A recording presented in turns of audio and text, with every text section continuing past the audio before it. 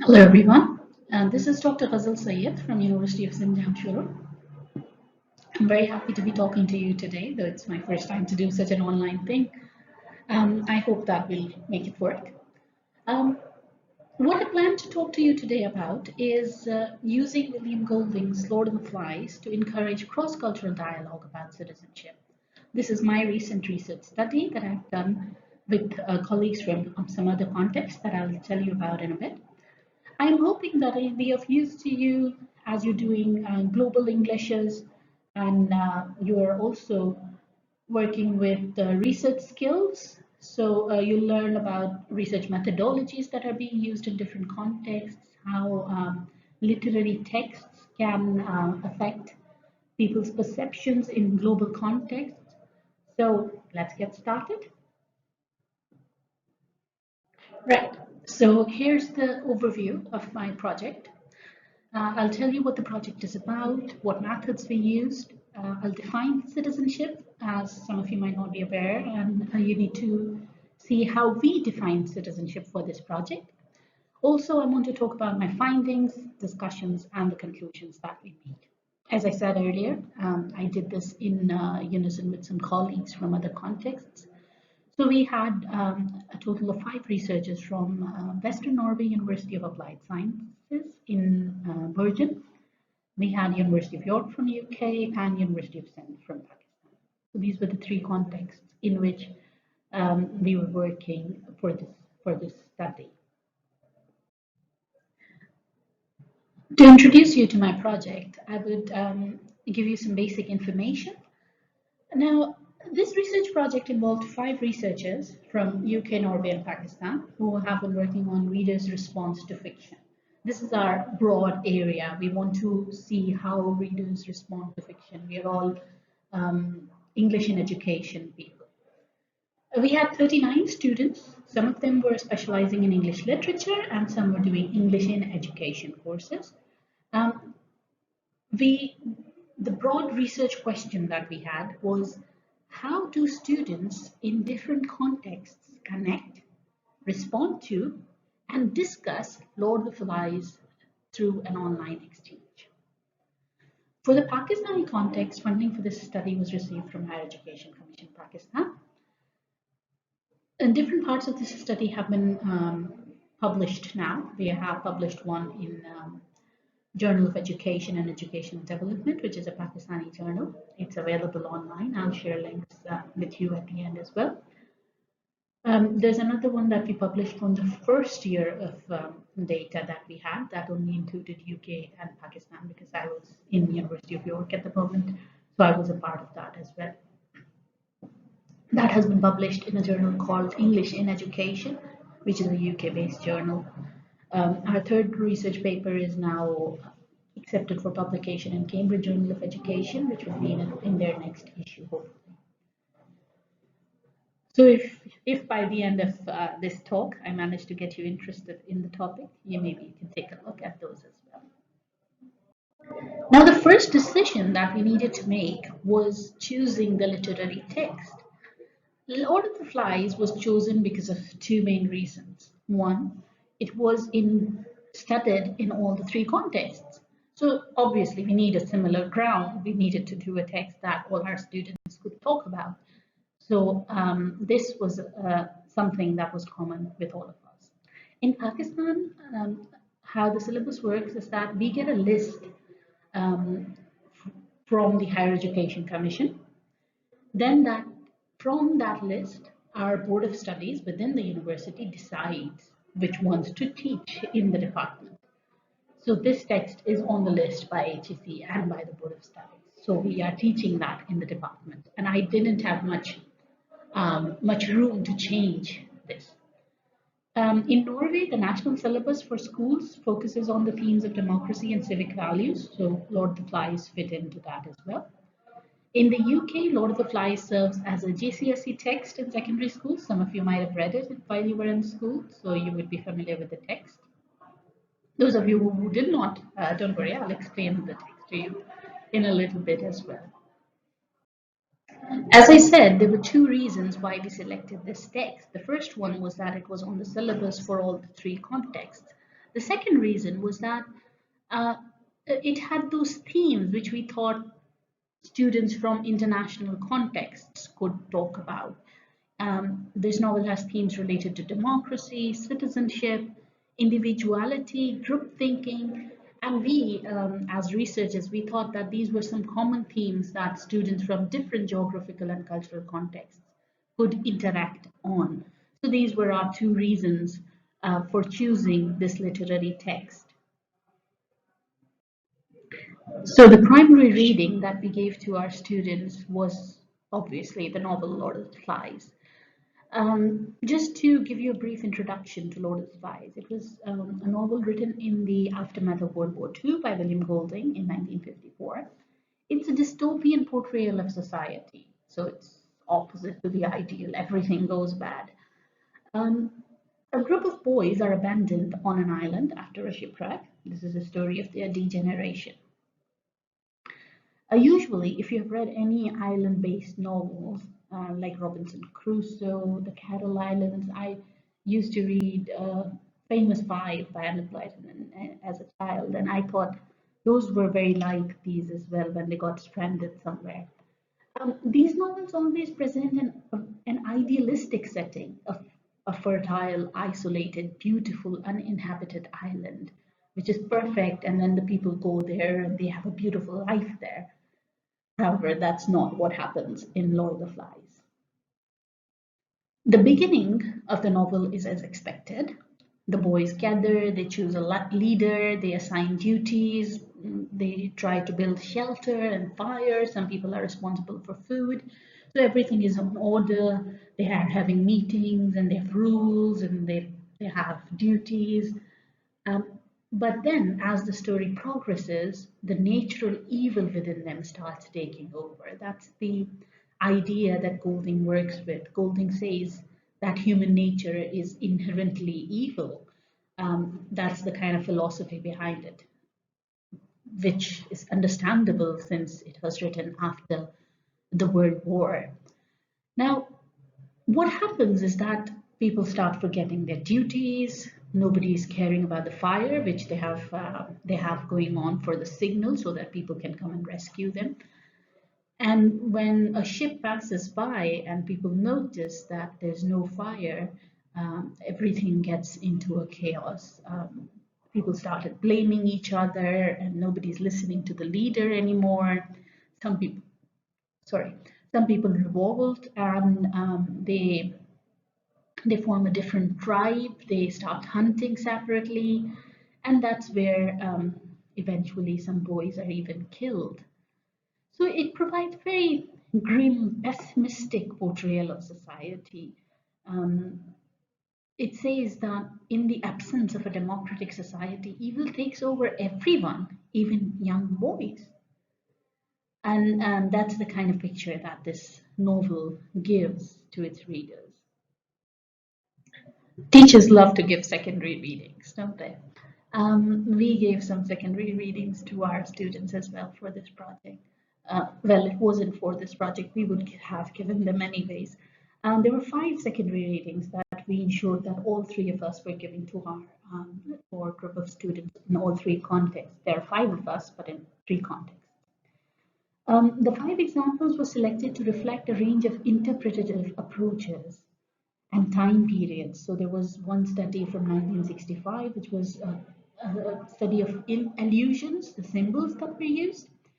And then it was a different one, a completely recent one, was about how intertextual resonances between Golding's text and Martin's Game of Thrones were analyzed. So we tried to provide a wide range of studies that our students could look at, so they had some perspective about what other people are thinking about Lord of the Flies. Let me explain our research design to you. The research design involved 2 steps.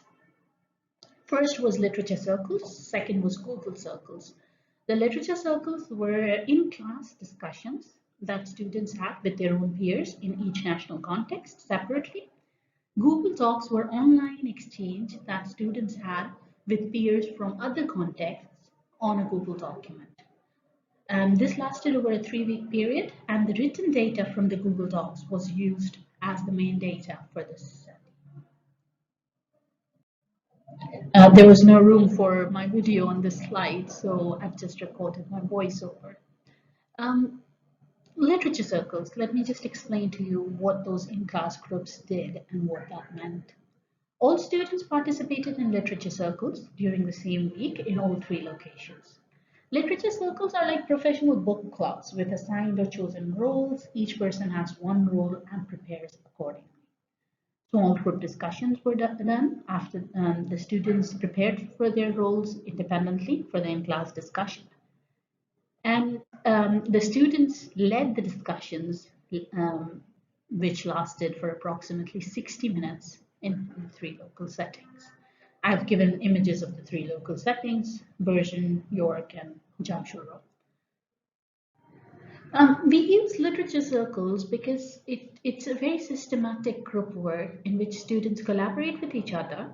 They enhance their reading, their understanding of their reading through discussion with each other. And also because it provides them a free environment, a teacher-free environment, where they can gain a deeper understanding of what they read and extend the written and artistic response. So we thought about the rationale of literature circles and decided to use that. These are the roles that our students had. I'll give you a moment to read them.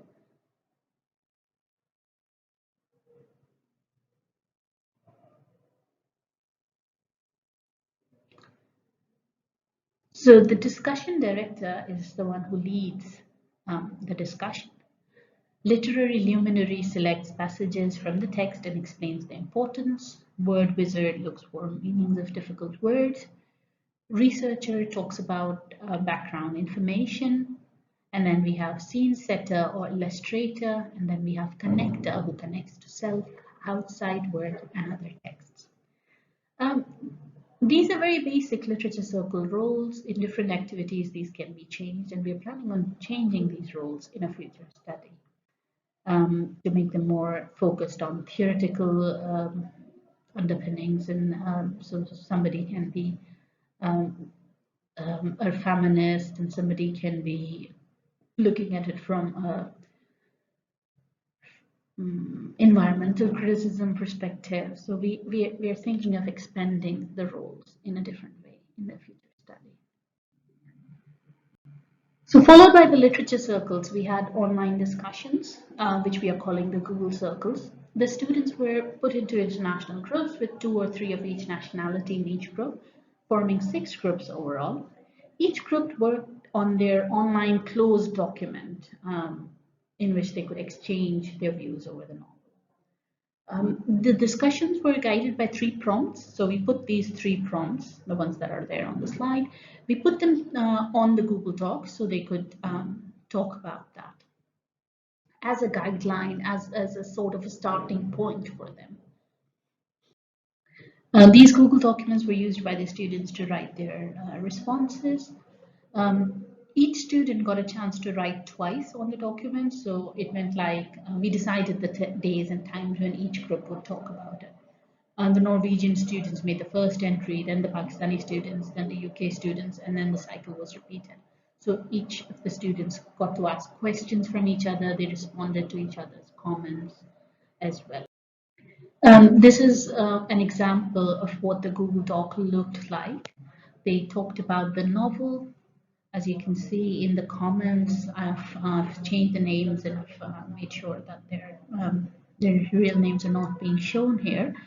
But you can see that other people have then commented on it, and they've tried to have an interaction with each other over the Google Doc. So it was like an online chat, but not in real time, not at the same point, so they could think about it and respond to each other's answers.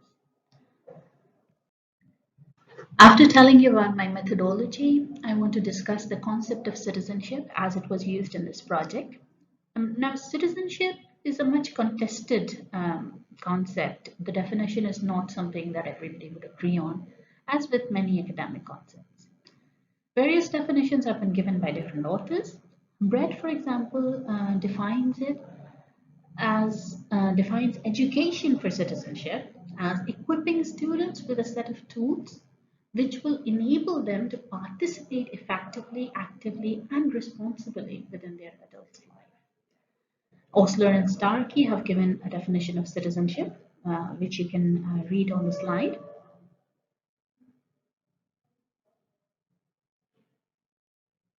This idea of defining citizenship as a status which carries rights and responsibilities is something that a lot of academics have talked about. I'll let you go through this definition by Kogan as well.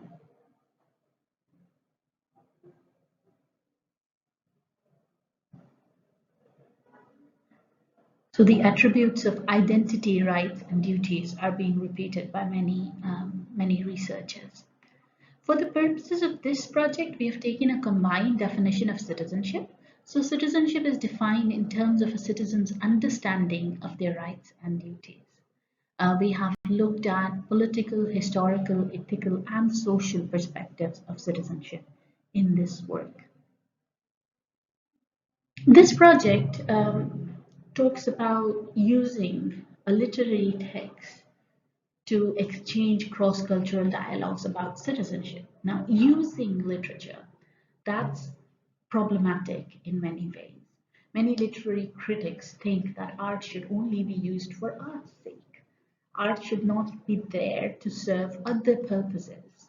However, there are others who talk about art for morality's sake, and we tend to belong to that school of thought.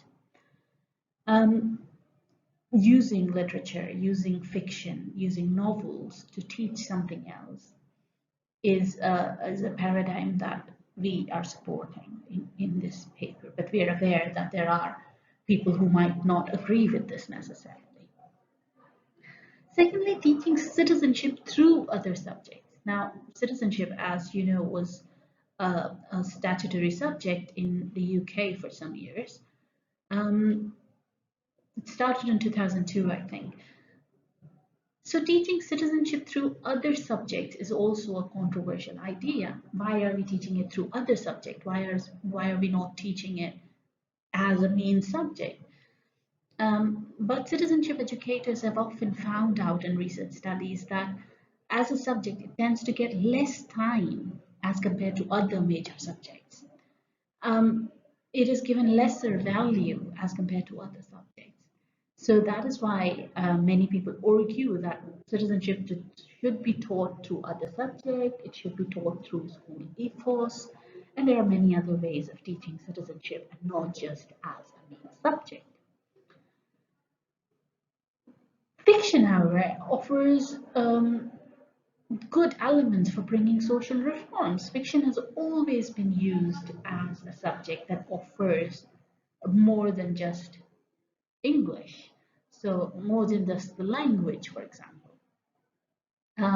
There's a Council for Social Sciences, National Council for Social Studies, which is a rough equivalent to citizenship education in the America, which talks about using fiction to teach social studies. And each year they give a list of literary texts that should be used to teach social studies. Several studies have established that citizenship can be and should be taught through fiction.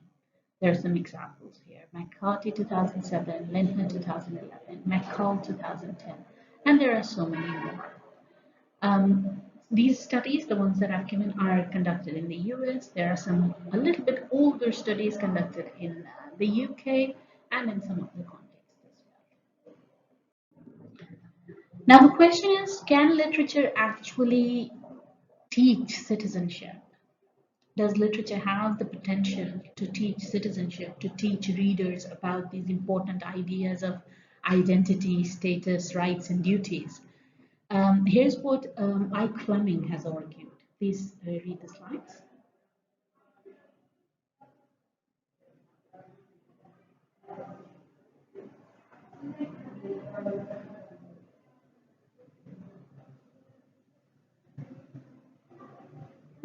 If you look at the second quote on the slide, it says Fleming links this with teaching citizenship, arguing that the main reason why narrative fiction is an important potential resource in teaching citizenship is because it engages us emotionally and confronts life in all its moral complexity.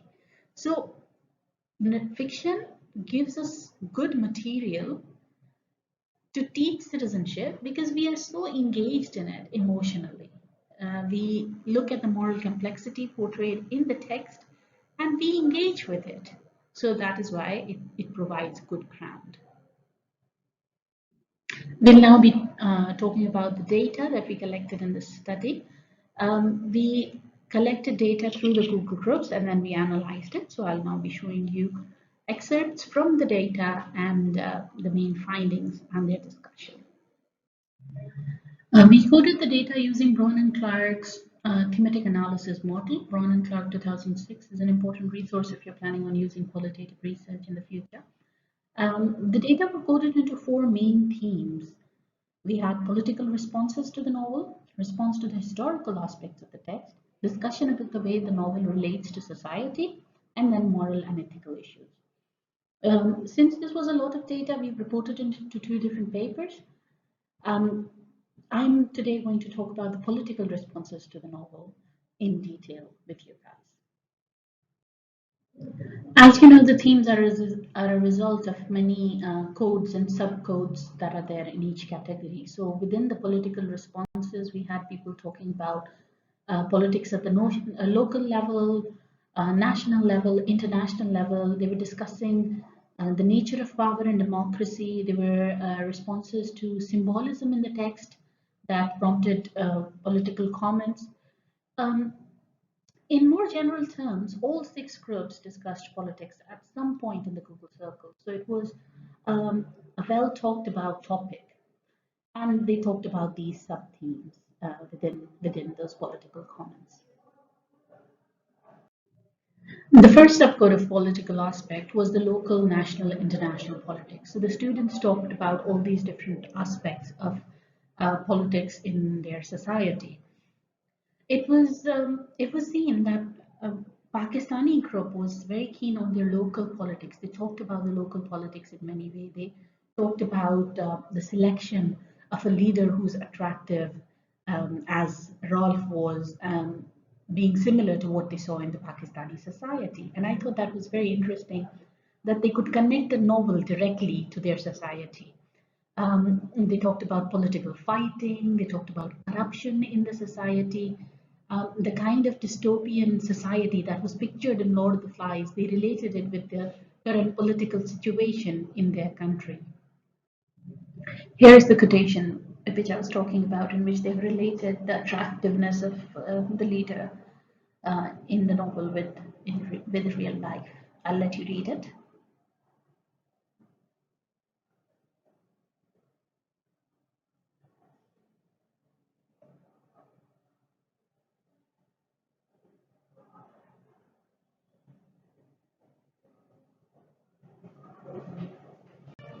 Here, I'd like to clarify that PPP is the Pakistan People's Party. It's a political party. It's one of the main political parties, and their slogan is "Bhutto is alive." Bhutto was a leader that they had, who was a founding member of the party, and the family has continued to be in politics, and they've used Bhutto's name and Bhutto's spirit as one of their slogans, and that's the only powerful thing that they have in their party now.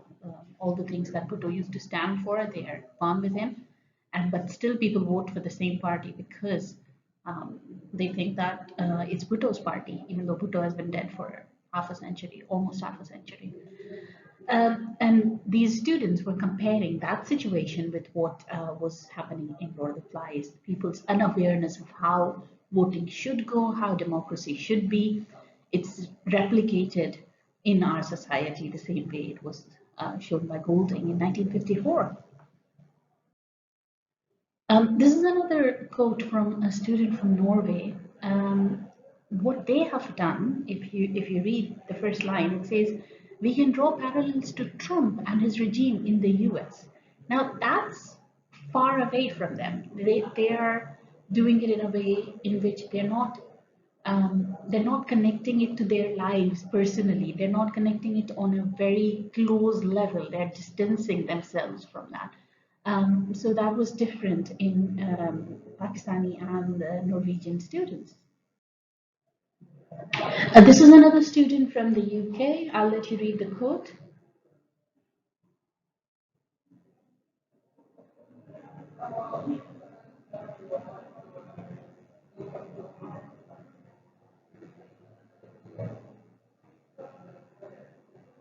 So they have related it to Brexit to some extent and to Donald Trump more clearly. In UK context, not taking names, but in the American context, they are specifying that it's related to Donald Trump. In the novel, everybody would have to have the conch in their hand when they wanted to talk. So in meetings, the person who held the conch had the power to talk. And this student, student 33 from Pakistan, has compared the power of the conch with the power of the money in their society, in our society. Um, he or she says that in our society, money is the power. Take an example of tribal areas in our society where poor people are not allowed to talk before the feudals. So the power to talk comes with having money, and he's connected the money with the conch. The second subcode after the local, international, and national politics was symbolic resonances. Jack and Rolf were often symbolized as the dictator and the democrat. Capitalism versus communism in the Cold War, as you can see in this student's quote from Norway. They also talked about it from the regime point. It was a totalitarian regime, just like Jack's was. It was a democratic regime, just like Ralph's was. So they had kind of simplified the meanings within those characters to mean specific things. Another student from Pakistan has given a symbolic meaning to the character of Piggy. Piggy was a rather physically weak character in the novel who was very wise and better in his thoughts than other people around him. I'll let you read it.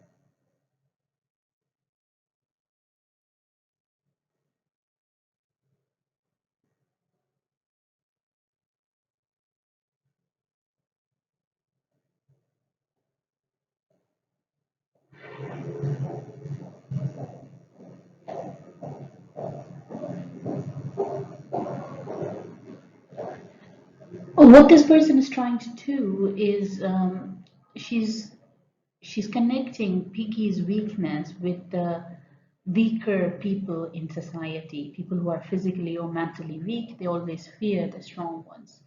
Again, I would say it is a rather simplistic um, meaning taken from the novel.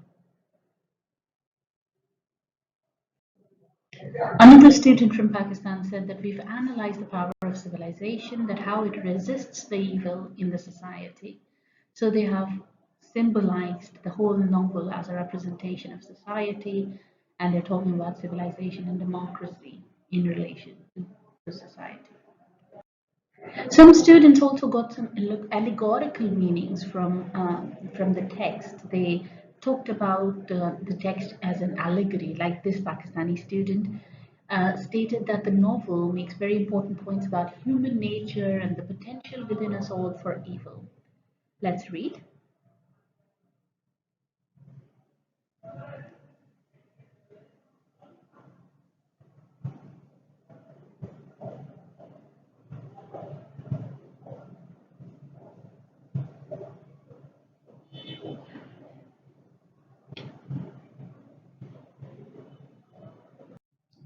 The findings showed that the online discussion revealed a distinction between the European and the Pakistani group. Now, these two groups had a different way of looking at politics as shown in the novel. The European students almost exclusively refer to historical and political events that were at a distance from them. They were not talking about their own politics. They were not naming their own politicians. They were talking about Donald Trump. They were talking about it in connection to Korea. They were talking about it in connection to World War. So these were students who probably didn't feel comfortable to relate it to their own context, or they felt that there was no problem in their own system. However, the Pakistani students were on a different extreme. They were saying that this dystopian society was just like their own. They were connecting it completely to their own culture, to their own politicians, to their own political scenario.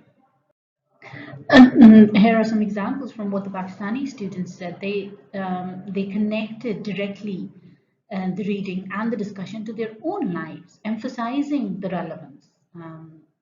To some extent, it felt like they thought the text as an authority, the text as being something to look up to, not just as a piece of literature, but as a fact to some extent.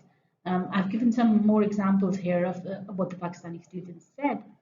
One of them says the story is very much related to our daily country in every aspect. These are second language learners, so there might be some language errors there in their quotations, but these are the exact words that they wrote. The novel is much related to our daily life and our daily doings. In our society, we can find many checks. So it's it's a complete comparison. They're not comparing slight aspects of it, they're comparing the whole thing. The Pakistani students made comments that talked about the divisions between citizens and state. This connects to what Lal 2012 has also said in an earlier paper about Pakistani citizens feeling that there is a big divide between its citizens and the state, the government. Um, they used their exchanges about Lord of Lies as an opportunity to express their dissatisfaction about the current political situation. They compared, even to some extent negatively, with developed European countries. Interestingly, none of the Norwegians or United Kingdom students made any comparable national connection. They didn't. They didn't seem to find much wrong with their system. They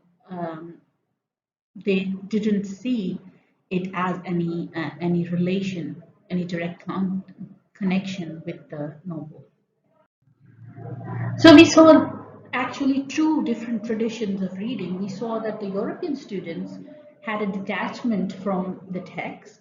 They didn't connect it to themselves. They distanced it to the other contexts or to the past, to history.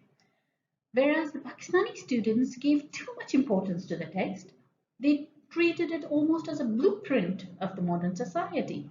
They were not looking at it as something distant, as a literary piece. They were making direct comparisons, direct connections, which was very interesting and so very different from the UK Norwegian group. While reading the transcripts of these Google discussions, we felt that this discrepancy between the two types of reading was not just felt by us, but also by the participants. The participants, when reading each other's responses, started what we call the cosmopolitan conversation. They were asking each other what it meant. There were questions, there were follow-up questions being posed by the Norwegian students. They were asking them about references to political parties. They were asking them about their references to tribal areas, the role of government. So they were learning about each other in this context as well. They were trying to understand each other's perspective. This exchange that happened as a result of their different perspectives was very useful in the sense that the European students got detached from their distancing. They could stop their distancing and othering tendencies, and they became actively engaged with the notions and experiences that they had not been familiar with. Whereas on the other hand, the Pakistani students used the discussion to give free expression to their frustrations. They were able to talk about their society. These must be things that that bothered them. That's why they were able to talk about them to such length. These must be things that affected them in daily life, and they were able to make those connections through the platform of a literary text. And that we thought was very interesting for the participants and, of course, for us as researchers and their teachers. Moving towards our conclusion now, we set out to answer this research question. How do students in different contexts connect, respond to, and discuss Lord of the Flies through an online exchange? In exploring this, we wanted to see if our three groups of participating students, located as they are within three different, very different civic contexts, might be willing and able to engage in conversation with each other. Conversation, we have defined it in terms of up here. It's not only for literal talk, but also as a metaphor for engagement with the experience and ideas of others. So we wanted to see whether these students would actually engage with each other through the platform of a literary text. And we did think they do that. Obviously, we do think that literature circles and Google circles stimulated conversation among our students. They were able to talk to each other, they were able to engage with each other. They asked each other questions about their context. They learned things that they weren't aware of before. But we think that these conversations do not suggest that critical thinking just happens. Most of their comments were very simplistic. The complexities in the novel were simplified by each cohort of students. They were not talking about the complex issues within. They were not talking about the intricacies of the text, the details of the text. They were just looking at it from a very superficial level. Check, yeah, I'll compare him to Hitler. I'll compare him to my political leader. The growth of the character through time, how he changed, why he changed, those things were not talked about in much detail. We thought as a group of researchers that this highlights the importance of the teacher's role in framing such discussions. We let them with minimum supervision. We let them talk and engage without much of supervision. We didn't facilitate them throughout the process, and we think that it's important that teachers be there and facilitate them. Also, we think that tailoring the roles in literature circles, so the students might be invited to take more responsibility, they should be given more specific tasks, so that they are made to think more critically is also important. Like these students, we will give them in our next round of data specific roles to be an environmental critic, one of them to be a feminist, one of them to be a historian, so that they can go from different perspectives and engage in more depth. Um, Individuals or groups of students might be tasked with encouraging their fellow members to make explicit reference to citizenship curriculum or to critical approaches. This is also a possibility. We are thinking of doing that in the future. We, as educators of literature, were very disappointed that they did not engage with the literary devices within the text. We found that the text was missing in these encounters.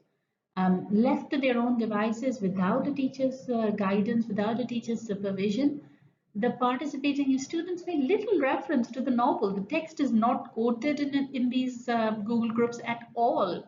Nobody has said, remember when Rolf said that? Remember when Jack was on that hill? The incidents, the quotations, the dialogues, they go missing. We were also wondering if they had actually read the texts. And there are so many issues that come out of that. There are so many problems that arise from this situation.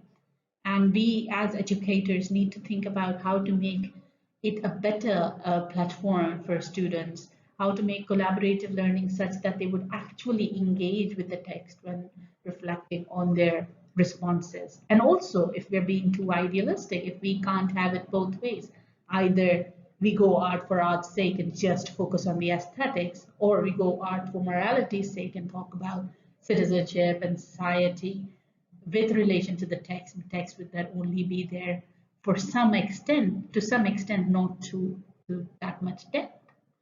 So these are questions that need to be addressed as well. So looking forward, we are planning to change the roles to be more theoretically based and conduct a literature circle with this view.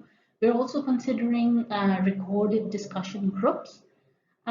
We are hoping that such studies can be replicated in other contexts because collaborative studies across different cultures were a great learning experience for the students. They enjoyed it, they were very positive about it, and they seemed to think that it worked really well.